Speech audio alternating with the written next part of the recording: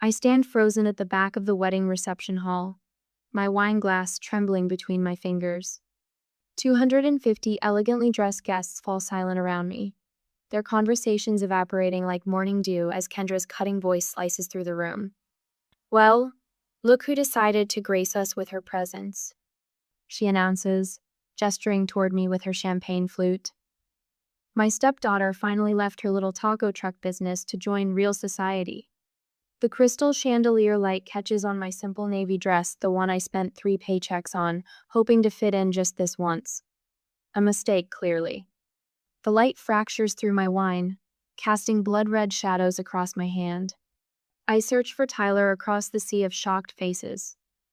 My brother stands near the head table, his new bride clutching his arm. Something in my expression must register, because the hope I'd been nurturing all day crumbles as I watch him glance at our father instead of coming to my defense. Maybe she's finally ready to stop playing restaurant and get a real career, my father adds, the words slurring slightly. He laughs, too loudly, the same booming sound that once meant safety before it became the soundtrack to my erasure. Across the room, Abigail, Tyler's new wife, catches my eye. Her lips form the words, "I'm sorry," while her hand tightens around Tyler's arm. Too little, too late. Behind her, the catering staff moves with quiet efficiency, setting up for dinner service. White-gloved hands arrange gleaming silverware. The servers' faces remain professionally neutral, though one glances my way with a furrowed brow. This morning seems a lifetime ago.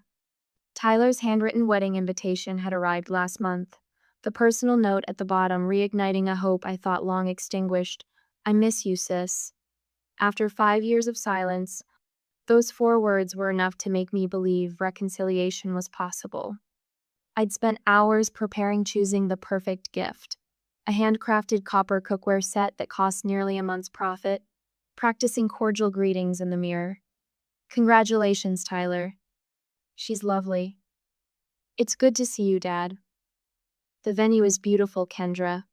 Rehearsed lines that now stick in my throat like fish bones. I'd even offered my catering services as a peace offering. "No pressure," I'd written in my response. "Just something to consider." Tyler's polite refusal came quickly. "Thanks, but we've already booked someone with more formal experience." Yet I came anyway, convinced that blood might finally be thicker than Kendra's influence. That same old foolish hope had me ironing my dress this morning, applying makeup with a steady hand, whispering, "Today will be different," to my reflection. The whispers start at the edges of the room, spreading inward like ripples in a still pond. I place my untouched wine on a nearby table with deliberate care. Nothing hasty. Nothing that could be construed as emotional. The crystal makes a small, clear sound against the polished wood. I walk toward the exit, back straight, chin lifted, each step measured and unhurried. The carpet muffles my footsteps. The whispers follow me like shadows. A young waiter steps into my path, his eyes widening in recognition. "Miss Sanchez? Are you—" I shake my head once, slightly, and he steps aside. The heavy doors close behind me with a soft thud that echoes in the empty hallway. In the sanctuary of the corridor, I pull my phone from my clutch. 3 missed calls from Marco, my operations manager. A text message appears. "Boss, aren't you at the Anderson Mills wedding? That's our new acquisitions event." I stare at the screen. Read the message again, then a third time. 2 weeks ago, we'd finalized the purchase of Elegant Occasions, a mid-sized catering company with an established client list. I'd been so busy with the acquisition paperwork that I hadn't reviewed their upcoming events roster. The realization hits me like a physical blow. I now own the catering company serving my brother's wedding. I lean against the wall, a laugh catching in my throat. My father and Kendra are in there mocking my little taco truck business while eating food provided by my company. The company that now employs 40 people. The company that grossed 7 figures last year. I straighten, tucking my phone away. The hurt transforms, hardens into something else entirely. My reflection in the mirrored wall shows a woman I barely recognize. Eyes clear, jaw set, shoulders squared. They have no idea who I've become when they weren't looking. And they're about to find out. My knuckles turn white against the steering wheel. The wedding venue shrinks in my rearview mirror, but the weight in my chest remains. I pull into a deserted scenic overlook, cut the engine, and let the silence wash over me. Rain patters against the windshield, a gentle rhythm that pulls me backward in time. I'm 15 again, standing beside my mother's casket, rain drumming on the funeral tent. My father shifts beside me, his gaze drifting across the gathering to land on Kendra Palmer, his administrative assistant. Their eyes meet, hold. My stomach twists with something I can't name. 6 weeks later, Kendra is helping us organize the house. I come home from school to find my mother's photos missing from the walls. "Where are the family pictures?" I ask, panic rising. Kendra's smile doesn't reach her eyes. "Your father and I agree that redecorating will help everyone move forward." She pats my shoulder. "Change is healthy, Elena." That night, I hunt through the house, finally discovering Mother's photos boxed in the attic. 3 months later, the boxes disappear entirely. When I confront my father, he sighs like I'm being difficult. "Kendra donated some old things. We can't live in a museum, honey." The memories cascade faster now. College application season, my father reviewing Tyler's essays while I work the night shift at Denny's Purple Aster. My brother's 18th birthday, a new Camaro, in the driveway with a giant red bow. My straight-A report card met with a distracted nod over my father's newspaper. The rain falls harder against my windshield, matching the rhythm of my heart. Then comes the memory that broke me. 4 summers ago, my roommate forwarding a real estate listing. "Isn't this your address?" The familiar colonial with the yellow door. "Sold," emblazoned across the photo. I call my father, straight to voicemail. I text Tyler, who responds with shocked emoji. He didn't know either. I drive 90 miles an hour on the interstate, skidding into the driveway as movers load the last furniture into a truck. The backyard, my mother's garden, her roses that I'd helped plant when I was 9 bulldozed into mud, a construction crew already marking the outline for the new owner's pool. My father emerges from the garage, clipboard in hand. "What's happening?" My voice sounds foreign, strangled. He checks his watch. "The closing was yesterday. We're just finishing up." "You sold our house without telling me?" Mother's garden is gone. Tears burn my eyes. Her roses. "You don't live here anymore anyway." He signs the clipboard, hands it to the foreman. "Kendra and I found a condo downtown. Better for our lifestyle." "What about Mother's things, the keepsakes in the attic?" His eyes slide away. "We downsized significantly." 5 years of silence followed. 5 years of rebuilding myself from the ground up. I started with a single taco truck my senior year of college. Worked 18-hour days, slept on a cot in my apartment's walk-in closet to save on rent. Some nights, when catering events ran late, I curled up in the truck's back corner rather than drive home exhausted. 1 truck became 2. Then a brick-and-mortar kitchen. Then corporate contracts. While my father and Kendra dismissed my little hobby, I built something solid. 40 employees now depend on me. 7 figures in annual revenue. At every family gathering I wasn't invited to, Kendra would send messages through mutual acquaintances. "How's the cute food truck hobby going? Still playing chef?" My phone buzzes against the passenger seat, jolting me back to the present. Marco's name flashes on the screen. "Boss, you still there?" His voice sounds concerned. I pulled the contract. Elegant Occasions finalized the acquisition 3 weeks ago. It's legally under Elevated Events now. "Send me the contract terms." "Already did. Check your email." Marco hesitates. "Elena, I saw the security footage from the venue. The audio-visual team uploads it automatically to our system for event documentation." My stomach drops. "You saw what happened?" "Everyone did, the staff is." He searches for words. "They're pretty upset on your behalf." The email notification chimes. I open the attachment, scanning until I find it. Clause 8.3. Termination rights in cases of discriminatory treatment of ownership or staff. My phone buzzes again. Nina, my attorney since the food truck days, responding to my emergency text. Contract is ironclad, she writes. Discriminatory comments about business owner constitutes grounds for immediate service termination. Venue's security footage provides evidence. I stare at the rain-blurred lights of the city below. The wedding coordinator, Jaime, had recognized me at the reception. The subtle widening of her eyes, the quick professional recovery. Now it makes sense she's worked with elegant occasions for years. My finger hovers over Marco's number. One call could halt the entire reception dinner. No main course, no cake, no service staff. Part of me, the 15-year-old watching her mother's photos disappear, the college student working 3 jobs, the daughter finding her childhood home sold without warning, wants to make that call. But another part hesitates. Tyler's note. I miss you, sis. Maybe there's still a chance to rebuild. Then Kendra's voice echoes. My stepdaughter finally left her little taco truck business to join real society. My father's slurred addition.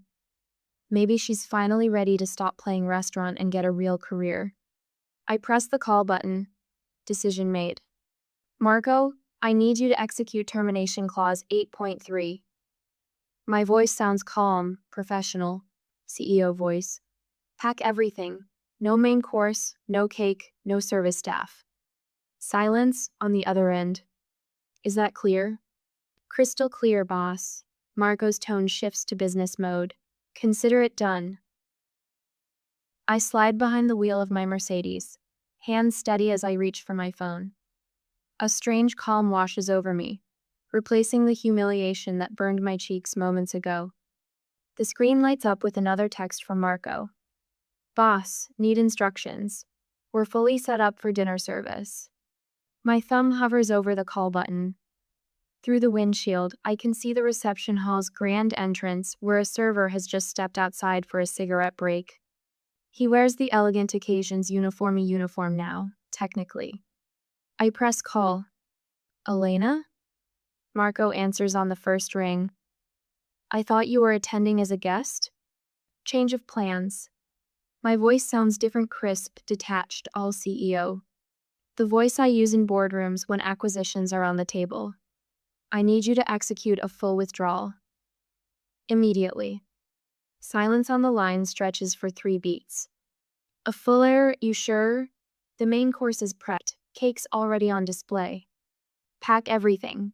No main course, no cake, no service staff. I start the engine, the quiet purr matching my controlled tone. Tell everyone to leave, absolute professionalism. No explanations to guests. Marco clears his throat.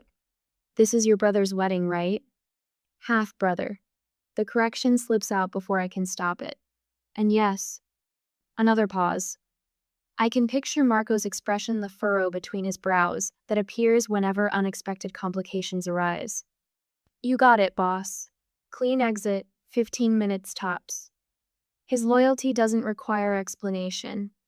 He's been with me since the first food truck, sleeping in his car during those early catering events when we couldn't afford hotel rooms. Marco, when the venue coordinator asks why, and she will simply state that clause 8.3 of the contract has been triggered. Discriminatory treatment of ownership, he recites from memory. This isn't personal, I say, though we both know that's not entirely true. It's a business decision. I end the call and back out of my parking space, positioning my car where I can observe the service entrance without being seen from the main doors. Within minutes, I witness the silent ballet begin. White uniformed staff exit in small groups, carrying covered trays and equipment with practiced efficiency. The wedding kekia 4-tier monstrosity that Kendra probably chose for the Instagram photos disappears into the back of our largest refrigerated truck, carefully boxed. A text from Marco flashes on my screen. Venue coordinator intervening. Handled professionally. I can imagine the scene inside. The coordinator's growing panic as she realizes what's happening. Kendra's confusion turning to outrage. My father's demands falling on the deaf ears of venue staff, who have no authority to stop this. Another text. Tables being cleared now, minimal disruption. I zoom in on my rearview camera as one of our newer hires, Javier.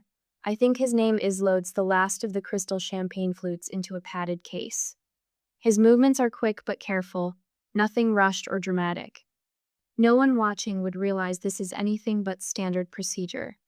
My phone buzzes persistently now. A call from an unknown number, likely the venue. Decline. A text from Tyler. What the hell is happening? Ignore. The wedding coordinator. Emergency, caterer leaving, call me. Delete. I pull away from the venue, driving toward the hill country outside the city. The sunset paints the sky in colors my mother would have loved, deep pinks fading to purple. She taught me to appreciate these moments, to find beauty even when life felt fragile. The sky never forgets to change, Elena, she'd say during her final months. Remember that nothing stays the same forever. 10 miles from the venue, I pull into a scenic overlook. The city glitters below, distant and small. My phone continues its symphony of alerts. The weight I've carried for years, the dismissals, the casual cruelty, the erasure from my own family narrative doesn't exactly lift. But something shifts inside me, subtle yet profound. This wasn't a screaming match or a dramatic scene, just business consequences for personal disrespect. For the first time in years, a genuine smile forms on my lips. Small, but real. I take out a business card, the new ones, with the embossed logo that took 6 design revisions to perfect, and write on the back. Contract terminated per clause 8.3, discriminatory treatment of ownership. My phone rings again, Tyler this time. I silence it and pull back onto the road, heading home. By now, 250 hungry guests are wondering where dinner went. Kendra is likely in full crisis mode. My father, never one to handle unexpected challenges soberly, is probably at the bar. None of them know who actually pulled the plug. The name Elevated Events Catering appears on the contract, not Elena Sanchez, estranged daughter and sister. The business was registered under my corporation, with Marco as the signatory on this particular event. The connection is there, but requires actual interest in my life to discover something my family has never demonstrated. As I navigate the evening traffic, the calls continue, growing increasingly desperate. Tyler, the venue, unknown numbers, and finally, my father. Years ago, that last one would have sent me into a spiral of anxiety and hope. Now, I simply connect my phone to the car speakers and let box cello suite number 1 drown out the notifications.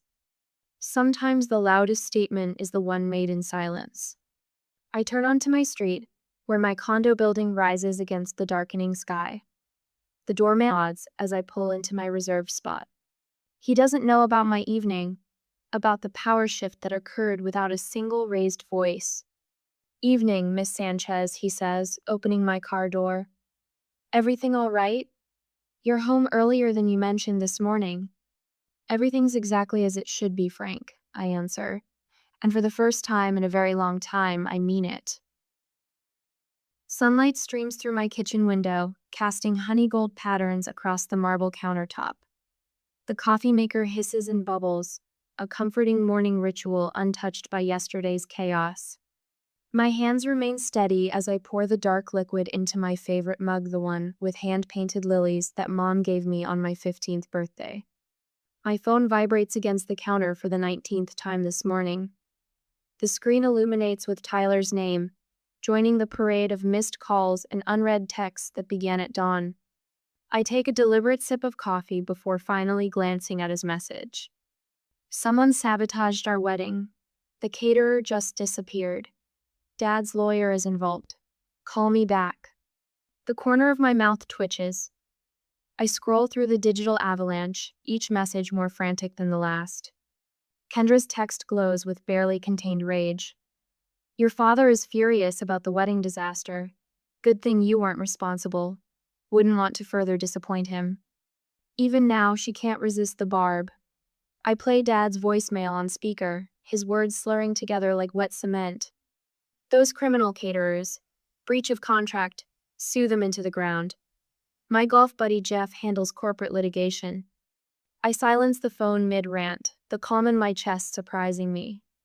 The family group chat explodes with notification a digital wildfire of blame and outrage. Has anyone tracked down the company owner? Dad demands. I'm organizing the guests to write reviews, Kendra chimes in. We need to destroy their reputation like they destroyed our special day. Between their fury, a smaller voice appears, Tyler's new wife, Abigail. Maybe we should understand what happened before we attack them. Could there have been a misunderstanding? Her reasonable question vanishes beneath Kendra's response. No misunderstanding. They humiliated us in front of everyone who matters. I forward screenshots of everything to Martina, my lawyer. She responds within minutes. Security footage received from venue. Excellent documentation of the discriminatory treatment. The termination clause was textbookable. A tiny smile forms as I imagine her methodical approach. Martina had practically clapped when I showed her the venue's security footage yesterday evening. Kendra's theatrical mockery of my little taco truck business captured in high definition. My father's slurred reinforcement clearly audible. Your company's reputation remains spotless. She adds, 47 five-star reviews and not a single contract violation in 5 years. The evidence supports your position completely. My phone pings with a private message from an unexpected source, Mrs. Goldstein, Dad's longtime neighbor. Elena, I saw how they treated you at the wedding. Disgraceful at their age. Your mother would be horrified. I've watched you build that business from nothing while they dismissed you. Some might call this karma. 3 more supportive messages appear from guests who witnessed my humiliation. Then, most surprising of all, a text from Abigail. I'm so sorry about yesterday. This isn't what I wanted for our family's frame. I set my phone down, needing a moment to process this shift. 5 years of silence, and suddenly everyone has something to say. Marco calls while I'm refilling my coffee. Boss, you should know something, he begins, voice careful. Mrs. Anderson.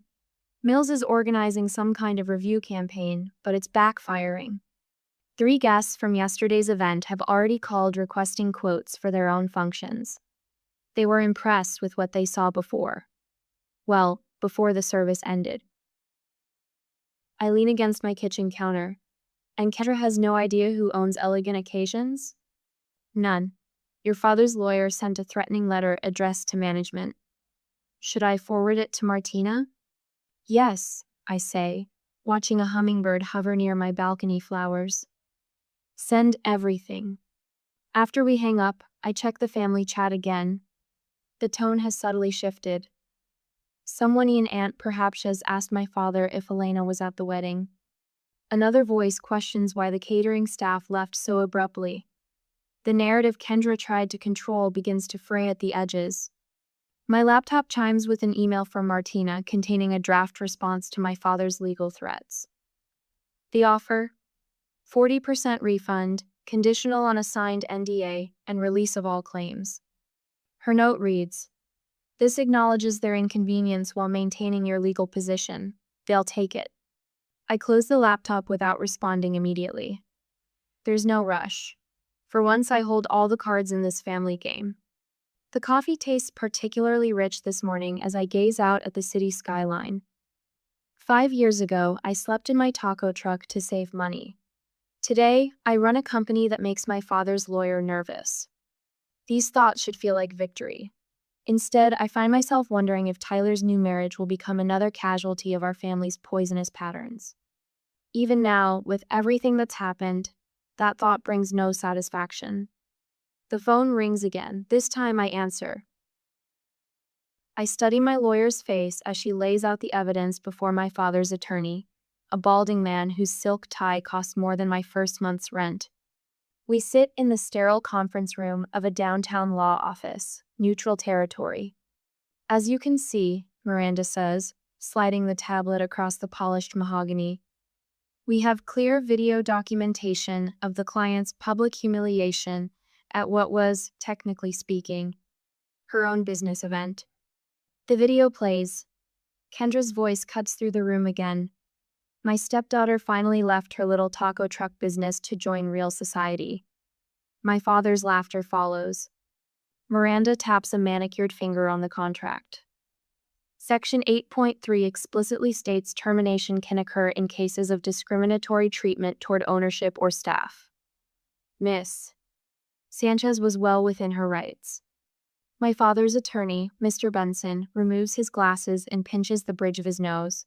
His shoulders slump forward half an inch, enough for me to know we've won before he speaks. Given the circumstances, he says carefully, accepting the settlement offer would be advisable. The power has shifted. 5 years of dismissal, and now they sit across from me, negotiating on my terms. Across town, Kendra works the phone like a politician facing recall. My phone buzzes with texts from family friends suddenly interested in my side of the story. Elena, darling, I always told your father how impressed I was with your business acumen, writes Aunt Patty, who once asked if I needed money for real clothes at Thanksgiving dinner 3 years ago. Kendra says she's been your biggest cheerleader. Is that true? Asks my father's golf partner's wife. I set my phone face down on my desk and turn to the window. My company's name stretches across the parking lot sign, Elevated Events Catering. Not a taco truck in sight, though I keep the original restored in our headquarters lobby. A reminder. Miranda enters with coffee and arches an eyebrow. Kendra called me directly. Offered to smooth things over woman to woman. Said you were always too sensitive about constructive criticism. I snort. What did you tell her? That I bill $400 an hour for smoothing. Miranda's lips twitch. She hung up. Tyler sits in my waiting room when I return from lunch. His face is drawn, eyes rimmed with sleeplessness. The honeymoon to Bali postponed, according to the society pages.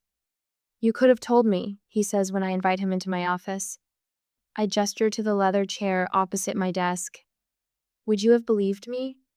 He shakes his head, looking around at the awards lining my walls, the framed magazine feature calling me Dallas's catering wonderkind.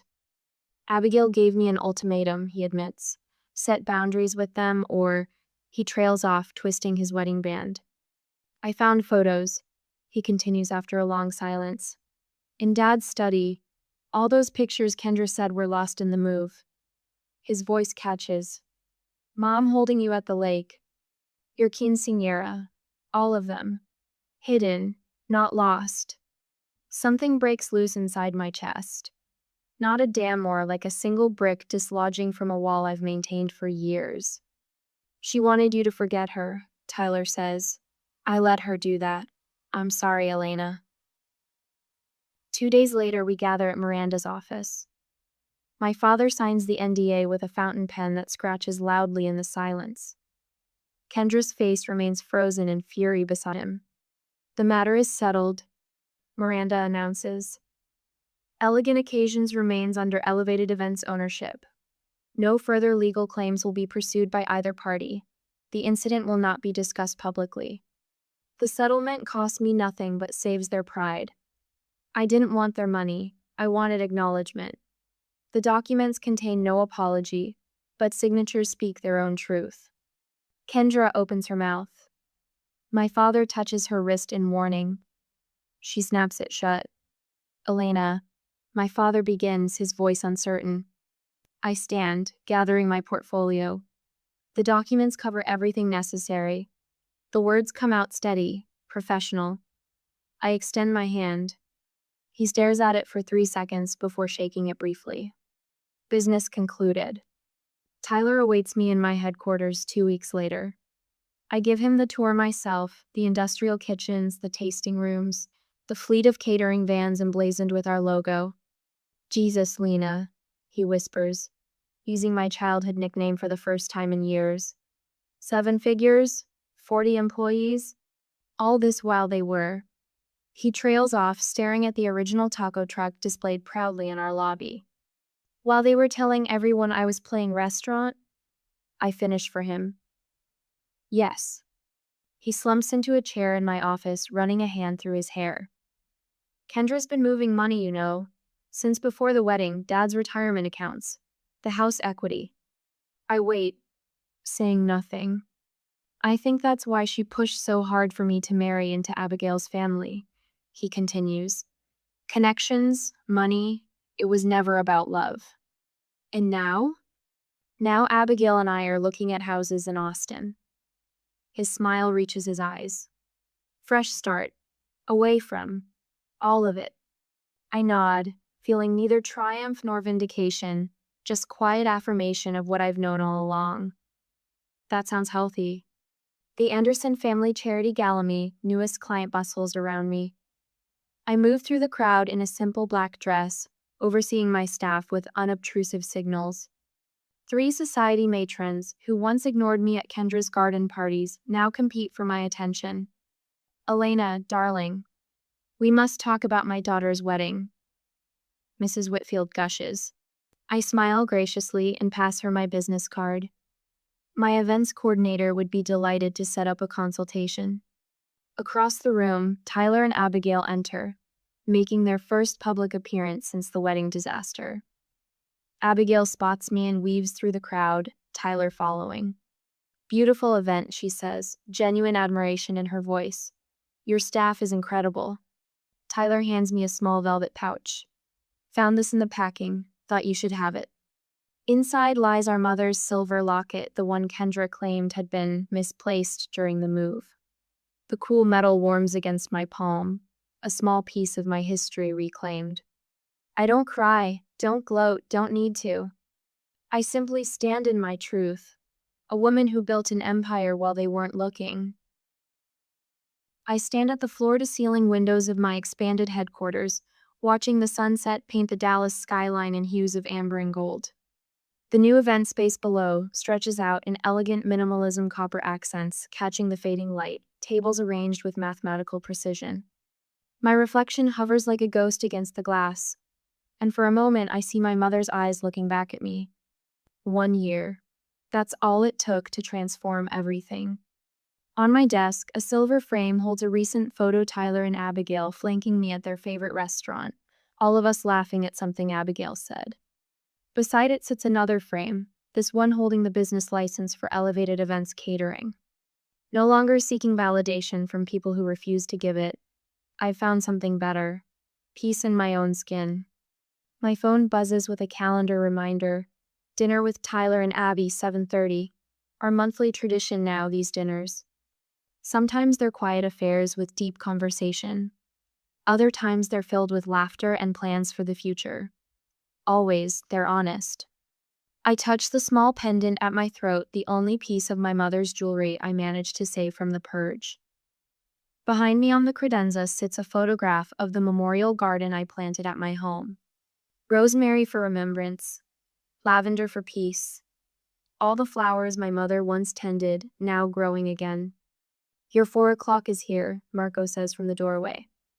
My operations manager now cook gestures to a nervous-looking young woman clutching a portfolio. Send her in, I say, turning from the view. And Marco, thanks for staying late to prep for tomorrow's mentoring session. He nods, understanding the significance. The young entrepreneurs program kids from broken homes, foster care, or family situations that mirror what mine once was. Giving them what I never had. Someone who believes in their vision. Last week, my father called. Our conversations remained brief, stilted with the awkwardness of too much history and too little practice at honesty. But they happen now. Small steps. His voice no longer slurs, and he's stopped defending Kendra's actions. Progress, of a sort. Kendra herself remains bitter, spreads occasional rumors about my business practices. I've learned to let them wash over me like rain on a window. My life no longer has room for her opinions. Tyler has found his own path to healing. He and Abigail bought a small house across town, far enough from our father's influence to establish their own traditions. Close enough to join me for impromptu Sunday brunches when the mood strikes. The renewal ceremony they held last month was everything their original wedding should have been: intimate, joyful, honest. My team catered it with quiet pride, and I stood beside Abigail as her witness. When several family friends commented on the difference, "You all seem so much happier now," I just smiled. Some truths need no explanation. The scholarship fund I established in my mother's name will send its first recipient to culinary school next fall.